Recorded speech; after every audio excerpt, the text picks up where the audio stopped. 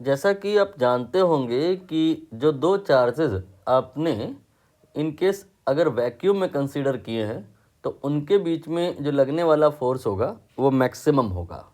और बट अगर मीडियम में आप उन्हीं चार्जेस को और उसी सेपरेशन पे कंसीडर करो तो फोर्स रिड्यूस होकर के आएगा। एंड ये आपने बहुत अच्छे से याद किया होगा कि F जो मीडियम में होता है वो F इन एयर या वैक्यूम में जो होता है डिवाइड बाई K कर देना होता है। K here is dielectric constant and obviously K जो होता है मीडियम के लिए 1 से ज़्यादा होता है। सो मीडियम में फोर्स कम आता है और वैक्यूम में फोर्स मैक्सिमम होता है। अब क्वेश्चन की थीम आप समझ पाओगे है क्या यहाँ पे कि अगर हम दो चार्ज कंसीडर करें Q1 Q2 और उनके बीच में सेपरेशन कंसीडर करें सपोज D, और ये जो चार्जेस हैं वैक्यूम में नहीं हैं, किसी मीडियम में हैं। ठीक है, यहाँ पर हमने लिख दिया K। तो यहाँ पर जो फोर्स आएगा वो मैक्सिमम तो नहीं आएगा, क्यों? Because they are in medium. तो अगर हम चाहते हैं कि फोर्स मैक्सिमम आए तो हमें इन्हीं चार्जेस को रिकंसीडर करना होगा। और इस बार हमने इनको मीडियम में कंसीडर नहीं किया है, हमने क्या किया है, इनको वैक्यूम में कंसीडर कर लिया है K = 1। तो फोर्स यहाँ ज़्यादा होगा यहाँ कम होगा, यही वाली थ्योरी मैंने यहाँ पर क्लियर करी है। अब क्वेश्चन की थीम समझिए, हम चाहते ये हैं कि सेपरेशन यहाँ पे कुछ और ले लें लेकिन जो फोर्स आए यहाँ पे और यहाँ पे वो बराबर आए। तो अब आप बताइए ये जो फोर्स Q1 Q2 के बीच में होता है इस सेपरेशन पे किस प्रकार से डिपेंड करता है? Inverse square law 1/r²। तो आप यहाँ पर देख रहे हो कि फोर्स मैक्स है या यू कैन से मोर है और यहाँ पे लेस है। अभी तो फिलहाल ऐसा ही है क्योंकि सेपरेशन दोनों ही जगह इक्वल आपने लेके रखी हुई है। नाउ हम चाहते हैं दोनों ही जगह पर फोर्स इक्वल आ जाए, बट इसके लिए सेपरेशन चेंज करना होगा तो कर लेंगे। तो यहाँ पर आप बताइए ये जो सेपरेशन है D, इसे मैं बढ़ाऊँ या घटाऊँ ताकि जो यहाँ फोर्स आए वही यहाँ आए। आपको मैंने बताया जो फोर्स होता है वो इनवर्स स्क्वायर लॉ को फॉलो करता है, मतलब R अगर बढ़ाओगे, सेपरेशन अगर बढ़ाओगे तो फोर्स कम हो जाएगा और अभी तो फोर्स ज़्यादा है। इसका मतलब इनके बीच का जो आप सेपरेशन रिकंसीडर करने वाले हैं वो रिलेटिवली ज़्यादा होगा। तो मैंने Q1 Q2 को कंसीडर अभी वैक्यूम में ही किया है, बट D सेपरेशन पर नहीं किया है, D' सेपरेशन पे किया है। और ये जो D' है डेफिनेटली D से ज़्यादा होगी। एंड जो कंस्ट्रेंट है या जो शर्त है वो ये कि जितना फोर्स इन चार्जेस में आ रहा है जब वो मीडियम में है उतना ही तब भी आएगा जब वो वैक्यूम में है, बस सेपरेशन कुछ बदल जाएगी, वो न्यू सेपरेशन निकालनी है। आई होप अब आप क्वेश्चन समझ पाओगे। एक बार मैं रीड कर देता हूँ। Two charges Q1 Q2 separated with distance D place in a medium, ये वाली कहानी हो गई। What will be the equivalent distance that is D' when charges in air and experiencing same electrostatic force. Question clear हुआ? इस question का extension भी possible है और हम उसे अभी करेंगे भी, बट फिलहाल आंसर इस क्वेश्चन का तो आ जाए। यहाँ पर हम फोर्स निकालेंगे और यहाँ पर हम फोर्स निकालेंगे, मतलब यहाँ पर और दोनों को इक्वल करा देंगे। तो मीडियम पे फोर्स जब निकालना होता है का फॉर्मूला क्या होता है, और जब एयर या वैक्यूम में निकालना होता है तो फॉर्मूला क्या होता है, थोड़ा अंतर होता है। 1/4πε0 Q1 Q2/r², ये होता है force when charges are in vacuum, but if they are in medium then what will be the formula? Epsilon not के बगल में K मल्टीप्लाई में आता है। आगे की कहानी वैसी ही रहती है। अब वैल्यू पुट करिए 1/4πε0 then K Q1 Q2 R की जगह पे क्या रखना होगा, नोटिस करिए, दैट इज D। तो यहाँ D आ गया।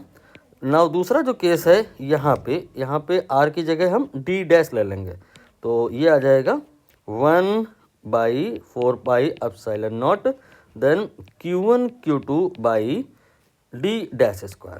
नाउ इक्वेट कर देंगे हम इनको और इनको।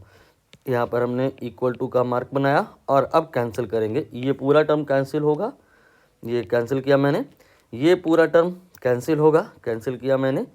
ये आपका K और D² ये मल्टीप्लाई में आएगा और ये बराबर हो जाएगा किस चीज़ के, देख लो, D' के बराबर हो जाएगा यहाँ से डी डैश जो है वो कितना आएगा आप निकाल लो, बहुत आसान सा एक्सप्रेशन। डी डैश जो है वो रूट के फैक्टर से मल्टीप्लाई हो जाएगा, यानी कि डी डैश जो होगा ये जो होगा इसकी तुलना में ज़्यादा होगा। आंसर आ गया है, ये आपका आंसर हो जाएगा B option. You can say ये आपका गलत लिख गया है, यहाँ पर दोनों देखने में एक जैसा ही लग रहा है लेकिन अंतर है। ये के रूट डी है, इसको तो सपने में भी ना सोचो, ये तो डायमेंशनली इनकरेक्ट है, इसका तो जो वैल्यू है वो मीटर में आएगा ही नहीं। यहाँ पर ए ऑप्शन करेक्ट हो जाएगा। Let me take that.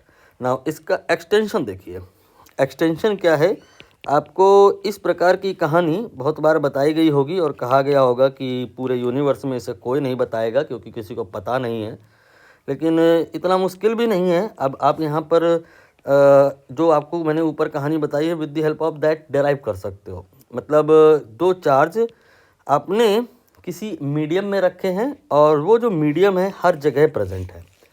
ये कहानी सब जानते हैं, जो यूनिवर्स में किसी को नहीं पता है ऐसा लोग कहते हैं। वो है कहानी कौन सी कि Q1 Q2 के बीच में एक डाइलेक्ट्रिक स्लैब लगा दी, मतलब जो मीडियम आ रहा है वो कंप्लीट नहीं है, वो पार्शियल है।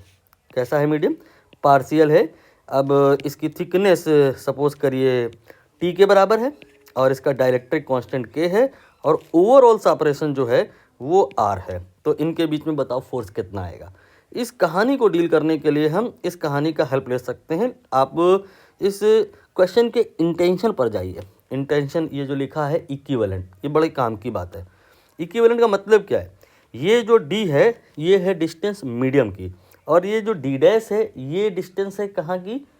वैक्यूम की। इस डिस्टेंस के करस्पॉन्डिंग इक्विवेलेंट, मतलब कहने का डी डैश जो आप डी रूट के निकाले हो, आप एक काम करो के की कुछ देर के लिए कोई वैल्यू ले लो, सपोज आप 4 ले लो, तो ये आपका 2D आ जाएगा।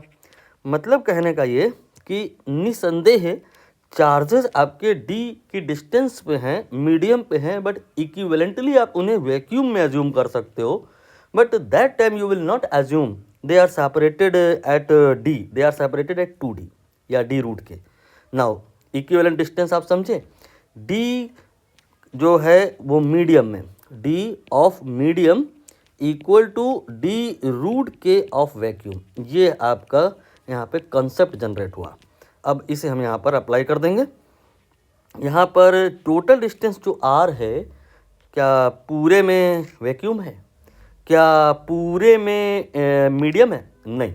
यहाँ पर T जो ये डिस्टेंस है R में से, जो ये T डिस्टेंस है उसमें मीडियम है और बाकी जो रह जाएगा that will be R minus T, इसमें K बराबर 1 है, वैक्यूम है।